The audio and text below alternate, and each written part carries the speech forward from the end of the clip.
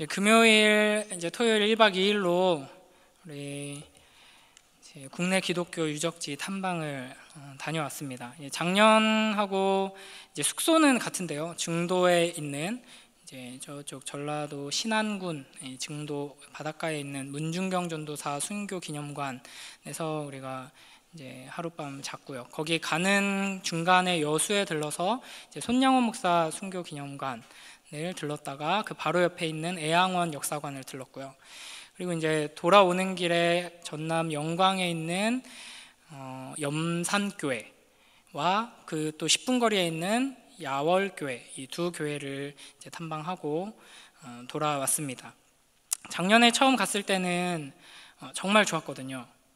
올해는 안 좋았다는 게 아니라 작년에는 이제 제가 이제 담당 교육자가 아니라 저는 그냥 꼽사리로 이제 따라갔고 이제 큰 버스에 이제 가면서 자고 오면서 자고 이래서 참 좋았던 측면도 있지만 이번에는 이제 운전을 해서 힘든 것뿐 아니라 좀 제 마음이 좀 많이 어려웠습니다.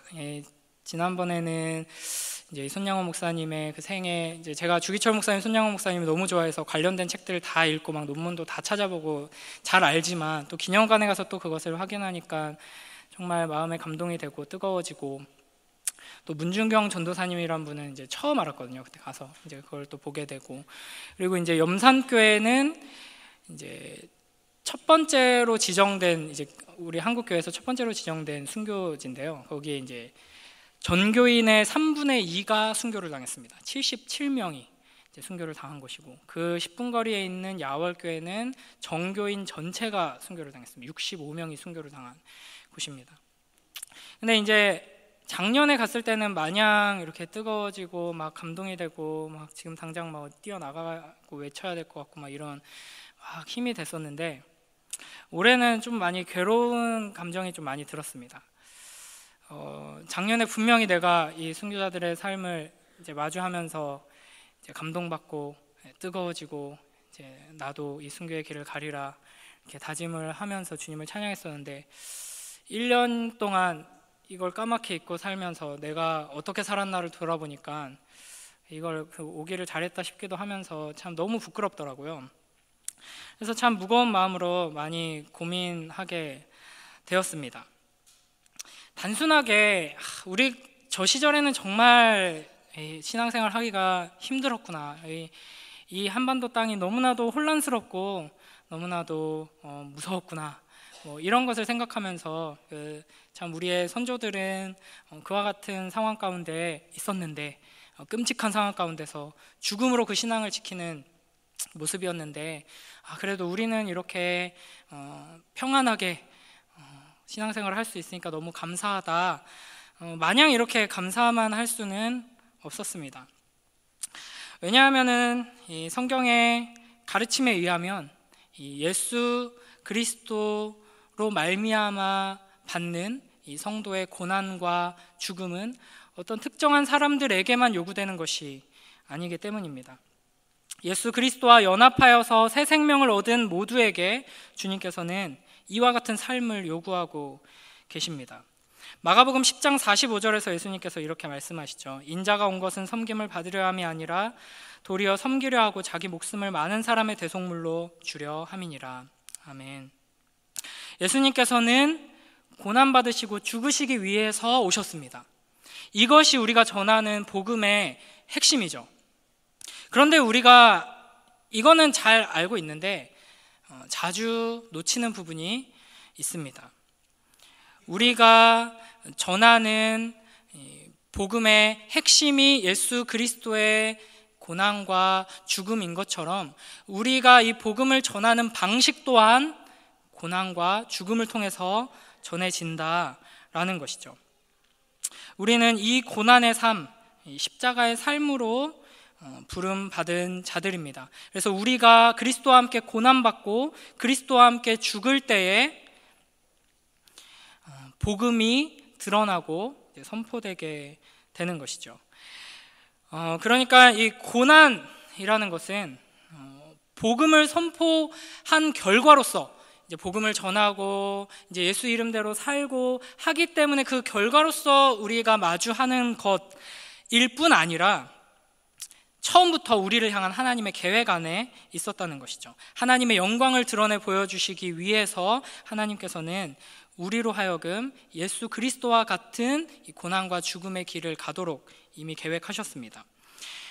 몇 가지 구절을 통해서 한번 확인해 보겠습니다. 마태복음 10장 16절 함께 읽겠습니다. 시작.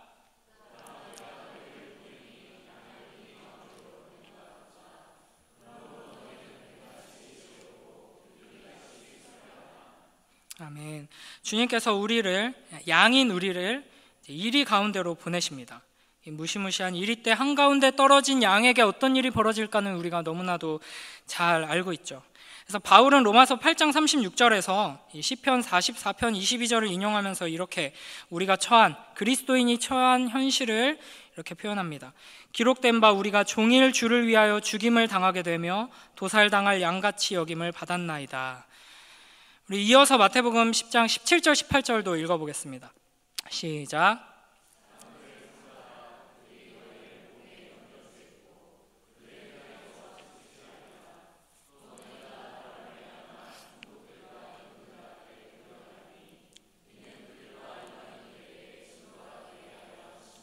아멘. 마지막 부분이 중요합니다. 이는 그들과 이방인들에게 증거가 되게 하려 하심이니라. 그러니까 예수님께서 그렇게 하신 것처럼 이제 공회에 넘겨져서 채찍질 당하고 총독들과 임금들 앞에 끌려가게 될 것입니다. 우리도. 그런데 이것은 우리가 복음을 전했기 때문에 그 결과로 우리에게 주어지는 사건이 아니라 이제 처음부터 주님의 계획이다. 이는 그들과 이방인에게 증거가 되게 하려 하심이라 이렇게 말씀하고 계십니다. 우리 구주 예수 그리스도께서는 우리를 부르셔서 예수님의 그 갈보리, 그 십자가에 참여하고 날마다 우리의 십자가를 지고 이 세상에서 이 씨앗처럼 땅에 떨어져서 죽게 하십니다. 이것이 주님의 부르심이고 모든 그리스도인에게 주어진 삶의 모습입니다.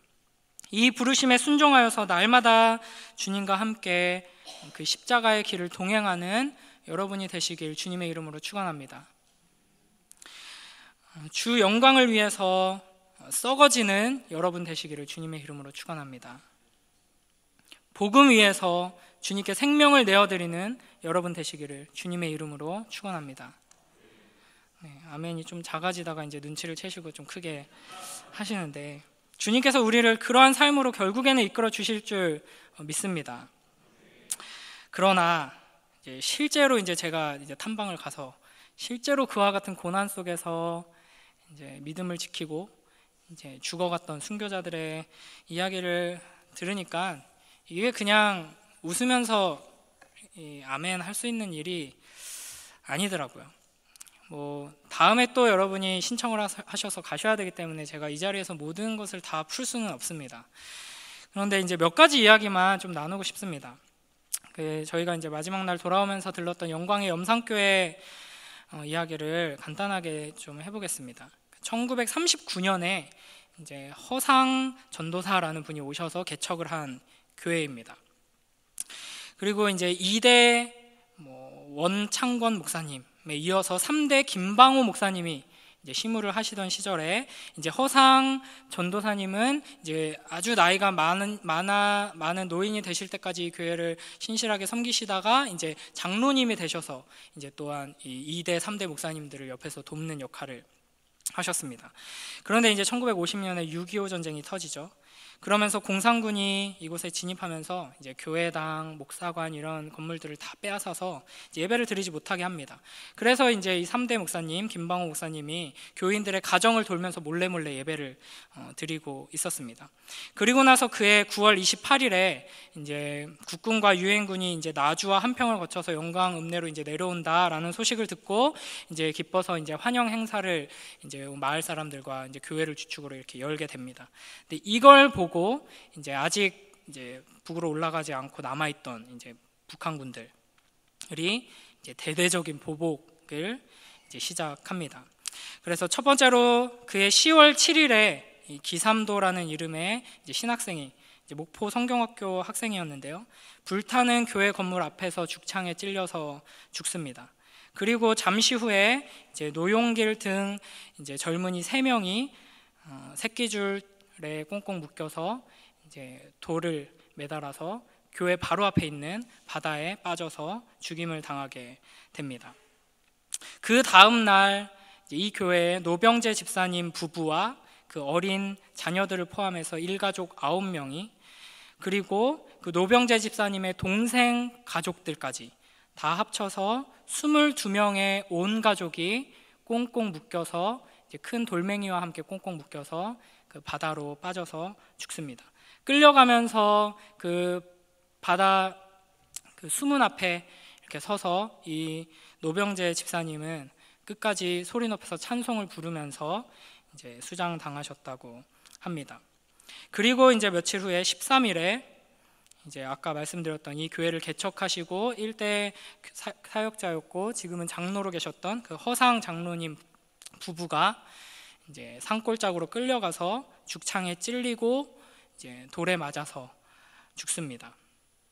이 장로님 또한 죽어가면서 하나님 앞에 기도드리고 또 이 공산군들을 향해서 회개해야 한다 외치면서 돌아가셨습니다.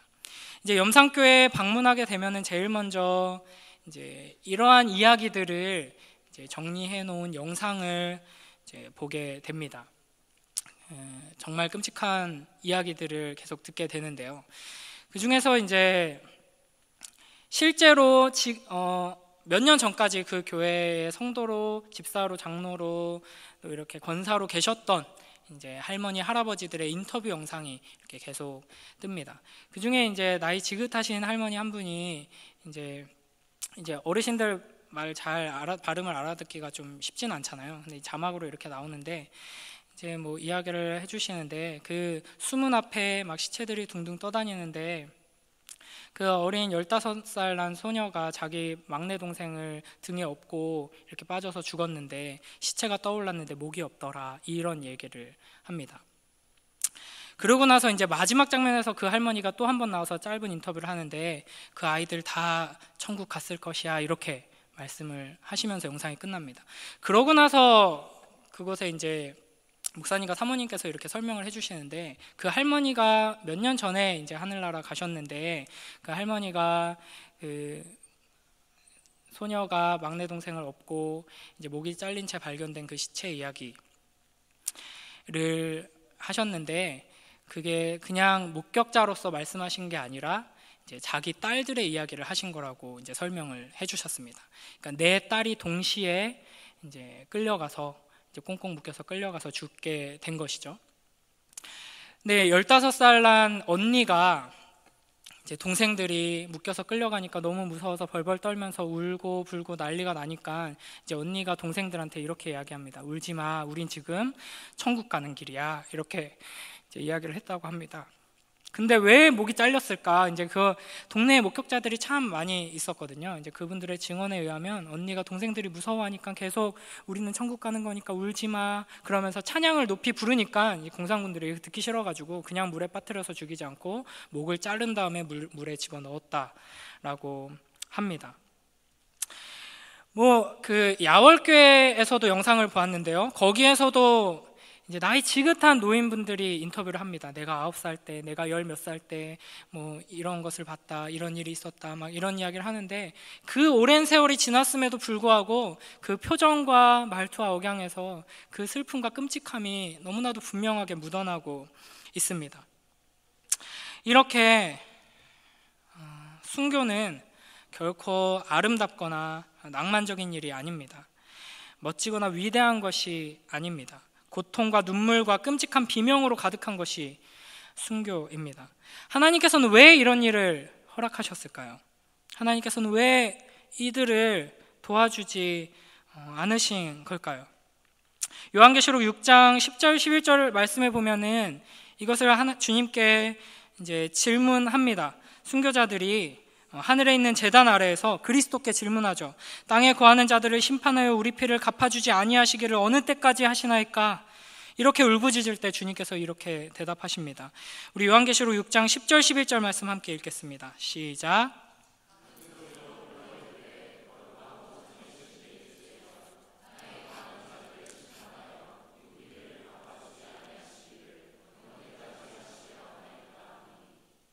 각각 그들에게 흰 두루마기를 주시며 이르시되 아직 잠시 동안 쉬되 그들의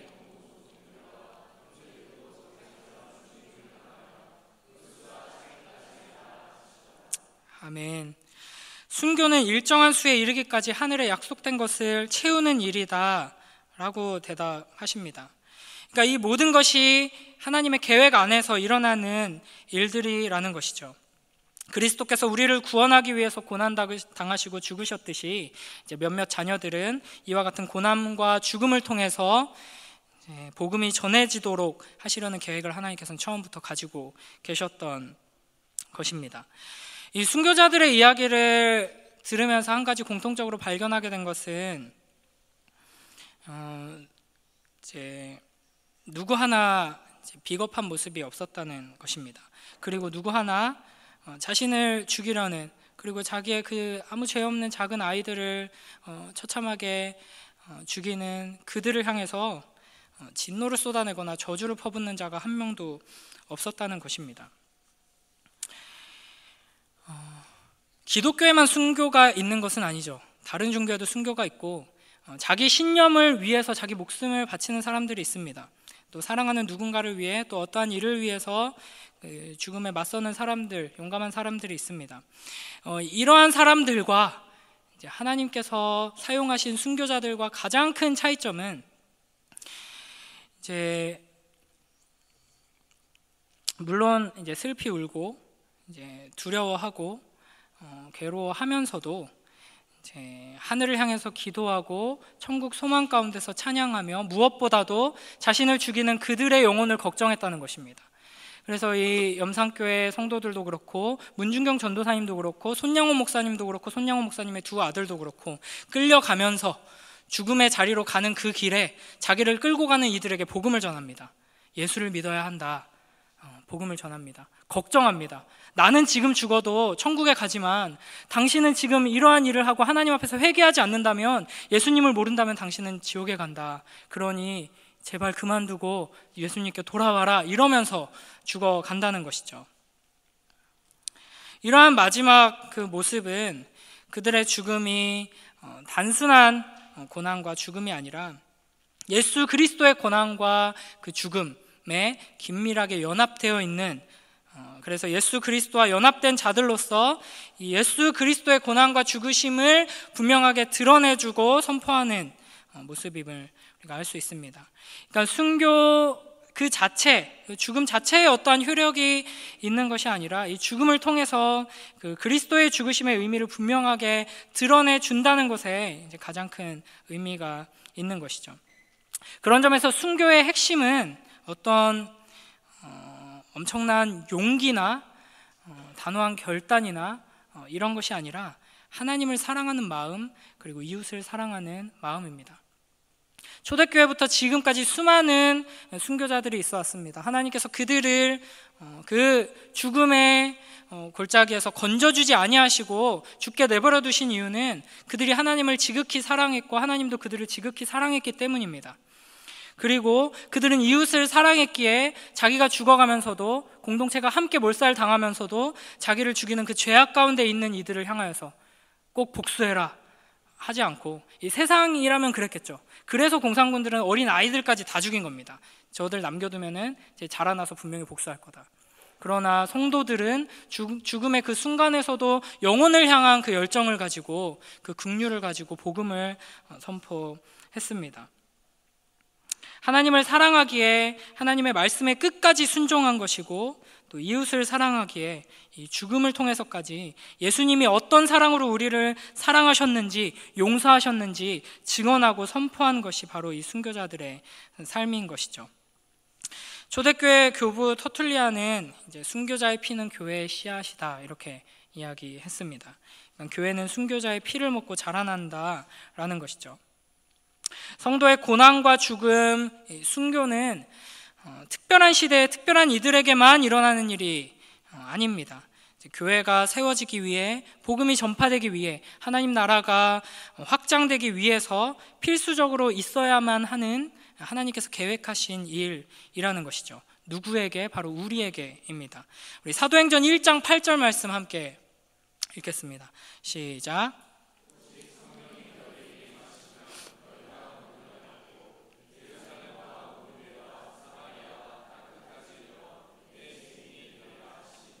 아멘.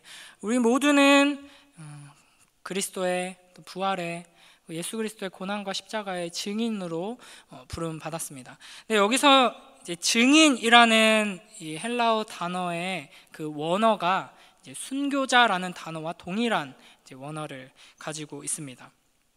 우리가 선교를 이야기할 때에도 어떤 선교사의 직분을 가지고 해외로 나간 사람만 선교사가 아니라 모든 성도들은 다 선교사다라고 이야기하죠. 궁극적으로는 예수 그리스도께서 첫 선교사이시고 더 궁극적으로는 하나님께서 선교사이십니다. 우리 모두는 나가는 선교사, 보내는 선교사 이런 표현을 하기도 하고요. 우린 단순히 이제 해외로 나간 선교사들을 보내는 선교사로서의 역할뿐 아니라 우리가 지금 서 있는 이 자리에서 선교사로서 복음을 전하는 그 삶을 살아가도록 하나님 앞에 부름을 받았습니다. 마찬가지로 특별한 사람만, 선택받은 어떠한 사람들만 이 십자가의 길을 걸어가고 순교자의 삶을 사는 것이 아니라 하나님의 백성 모두, 그리스도의 제자 모두는 순교자의 삶을 살아가도록 부름받고 있다라는 것입니다. 우리 마태복음 16장 24절 우리 함께 읽겠습니다. 시작.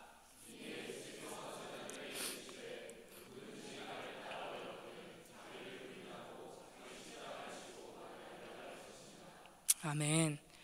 제자 훈련 받은 사람만, 목회자만, 직분자만이 아니라 모든 그리스도인들은 자기 십자가를 지고 예수를 따르는 자리로 부름을 받았습니다. 자기 십자가를 자기가 지고 예수님을 따라간다는 것은 십자가에 달려 죽으시기 위해 가시는 예수님을 따라서 자기가 달려 죽을 십자가를 지고 가는 것입니다. 이 이미지를 여러분 똑똑히 기억하시고 평생에 기억하시기 바랍니다. 이것이 우리가 부름받은 삶이고 우리는 이와 같은 길을 걸어갈 때 예수 그리스도의 영광을 드러내며 복음을 전하게 될 것입니다.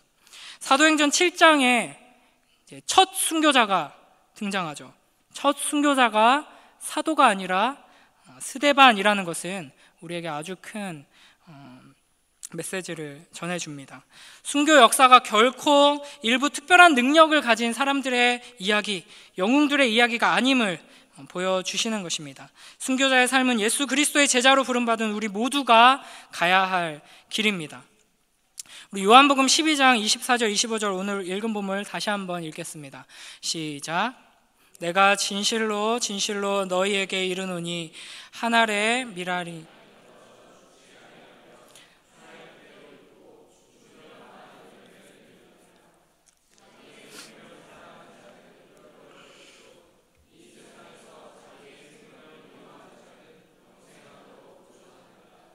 아멘.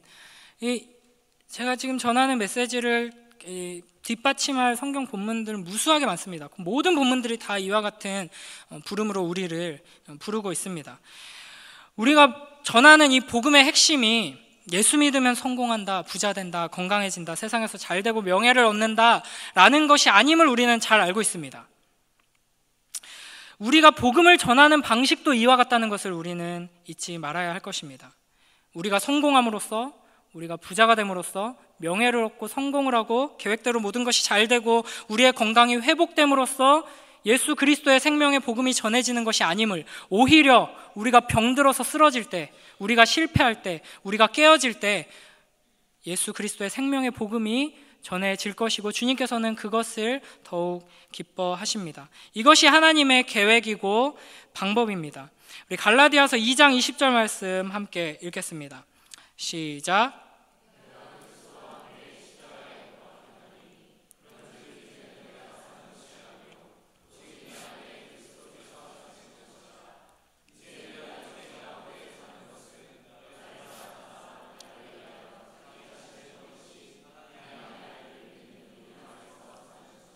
아멘.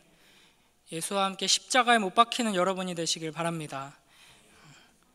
참으로 이 세상 가운데서 하나의 밀알이 되어서 죽으시는 여러분이 되시길 바랍니다. 어디 가서 죽으시겠습니까? 이제 시리아, 무슬림 국가 한복판에 인도네시아 단기 선교 가가지고 이제 선교사님한테 쫄라서 가장 위험한 곳으로 갑시다, 이렇게 하시길 바랍니다. 네. 이제 제가 이제 합신에서 공부할 때 이제 들었던 이야기인데요.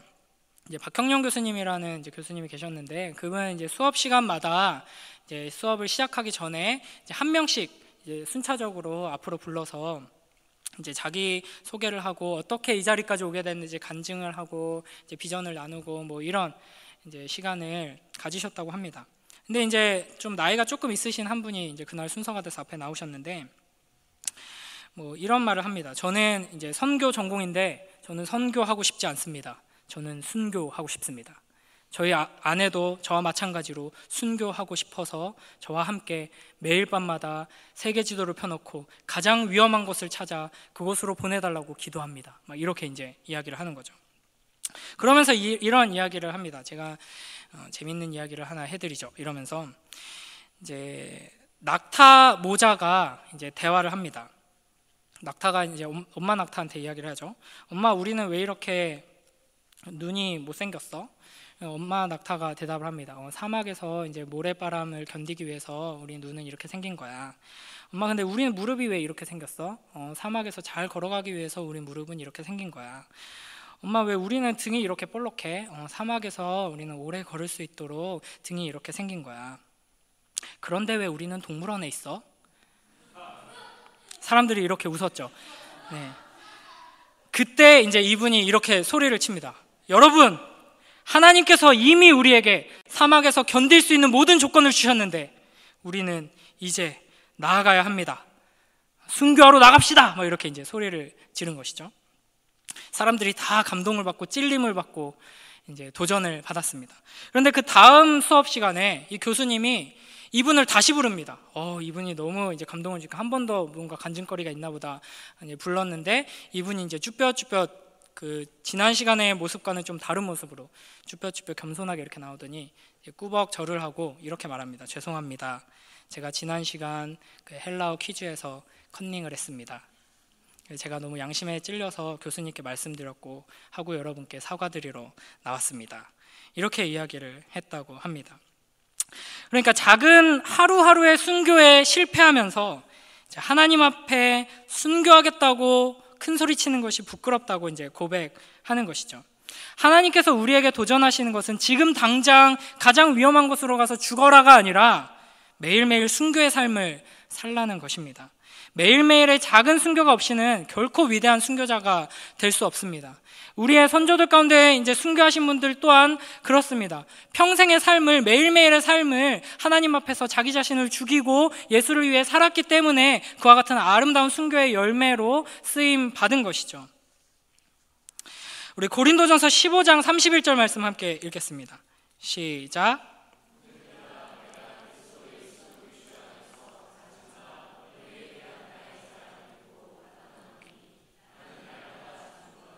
아멘. 여러분, 이 지점에서 조금 이제 안도의 한숨을 내신 분이 계신가요? 무슬림 북한으로 가야 되나 막 지금 찔렸는데 다행이다, 안 가고 매일매일 죽는 건 쉽지. 여러분, 결코 그렇지 않습니다. 순교자들이 그 목숨을 바친 그 각오로, 그 믿음으로 우리는 매일매일을 살아가야 하는 것입니다. 손양원 목사님을 이제 죽이려는 이들 때문에 이제 목숨이 위태로운 그 상황 속에서 이제 여러 사람들이, 이제 교회 성도들과 또 가족들과 여러 사람들이 우선 피합시다 이렇게 강권합니다. 손양원 목사님은 끝까지 거부하셨죠. 그러면서 하셨던 말씀이 이런 말씀이 있습니다. 우리 기독교는 본시 잘 살기 위한 종교가 아니라 그 나라와 그 의를 구하기 위해 잘 죽기 위한 종교인 것입니다. 꼭 살아서만이 복음을 전한다고 생각해서는 안 됩니다. 씨가 죽어야 싹이 나듯이 죽어서도 얼마든지 복음을 전할 수 있는 것입니다. 여러분, 꼭 여러분이 행복하게 살고, 사실 저는 인생의 목표가 행복하게 사는 거거든요. 주님 안에서 행복하게 사는 아름다운 가정, 행복한 공동체를 이 세상에 보여줘서 절망적인 이 세상 가운데 소망을 전해주고 이 행복 가운데로 초청하는 것이 제 인생의 목표이긴 한데, 사실 하나님께서 우리에게 더 요구하시는 바는 이와 같은 길입니다. 씨가 죽어야 하는 것이죠. 꼭 우리가 잘 살아야지만, 세상이 보기에 세상의 기준으로 성공하고 훌륭하고 많은 것을 가지고 해야지만 복음이 전해지는 것은 결코 아닙니다. 오히려 우리가 넘어질 때, 아플 때, 고난을 당할 때, 죽을 때, 우리가 깨어질 때 이 질그릇 안에 있는 보배가 드러날 줄 믿습니다. 우리는 하나님의 영광을 드러내는 삶을 살도록 부름 받았습니다. 이 영원한 생명의 복음, 이 기쁜 소식을 전하는 자들로 이 증인의 삶을 살아야 합니다. 이러한 삶으로 우리를 인도하시기 위한 하나님의 계획은 우리의 성공보다는 우리의 깨짐에 있다는 것을 기억하면서, 하나님, 나를 깨트려서 주님의 영광을 드러내 주옵소서 소망하며 기도하며 그 십자가의 길을 함께 걸어가는 우리 모두가 되길 주님의 이름으로 축원합니다.